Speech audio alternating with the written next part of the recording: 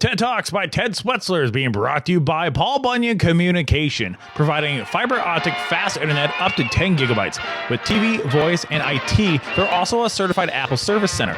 They've been serving the Bemidji and Grand Rapids area since 1952.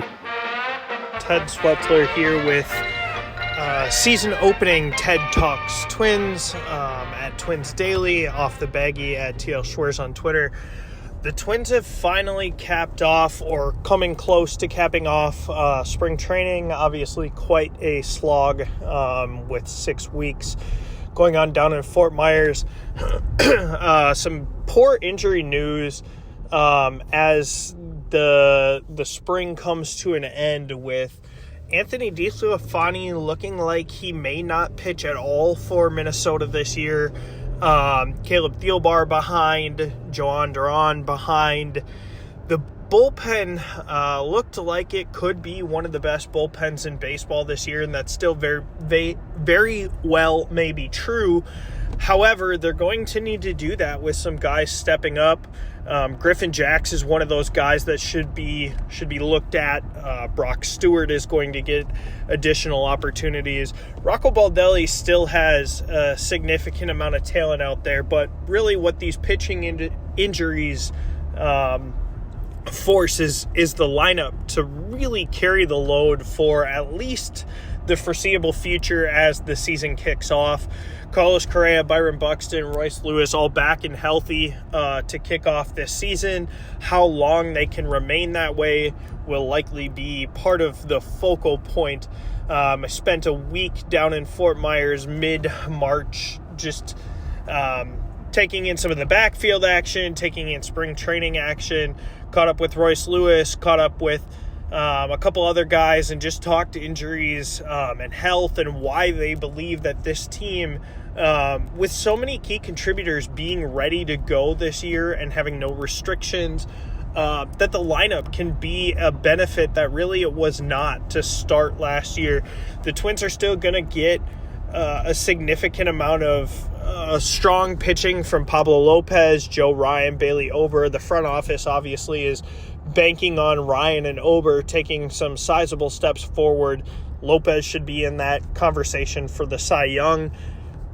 That trio can do a lot of good from the rotation perspective, but it's going to need to be the lineup that really overcomes some of what could be shorter starters.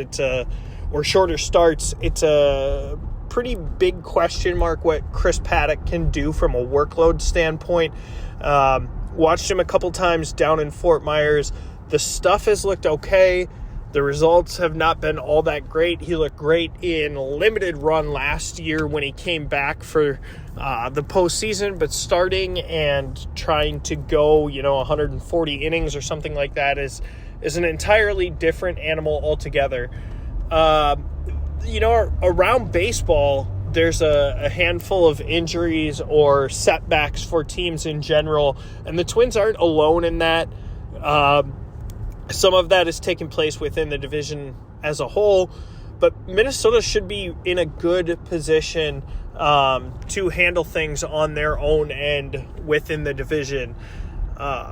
Coming in as the favorite with Cleveland looking like a lesser team than they have been of late, Minnesota should be in position to take the division again for the second year in a row. I have the Twins winning more than 90 games. Haven't come down yet on a specific number, but I think it'll be Minnesota and Detroit that are kind of there at the end. I would not be shocked to see Cleveland trade away some of the pieces, including Shane Bieber, if things kind of go sideways from the get-go. Kansas City is a team that a lot of people are high on because they spent some money this offseason. I just don't see it. That's a team that was terrible last year, and they spent money to put themselves in a mediocre position. They should still lose more than 80 games. I would guess that they're probably somewhere around a 85-90 loss team. I would put them third in the division or fourth in the division, behind Cleveland as well. And then the White Sox are just going to be terrible. That rotation has very little of substance to it. It's unfortunate that they're wasting a year of Luis Robert. but there's just no reason to think that team is going to be good. Pedro Griffel could also end up getting fired if they go, complete belly up again. Some of his offseason comments have been a little bit eye-opening or eyebrow-raising, and if they aren't going to be good, he might not be the one to lead them into the future as well. But we are less than a week out from games at this point, and it's going to be an exciting 2024.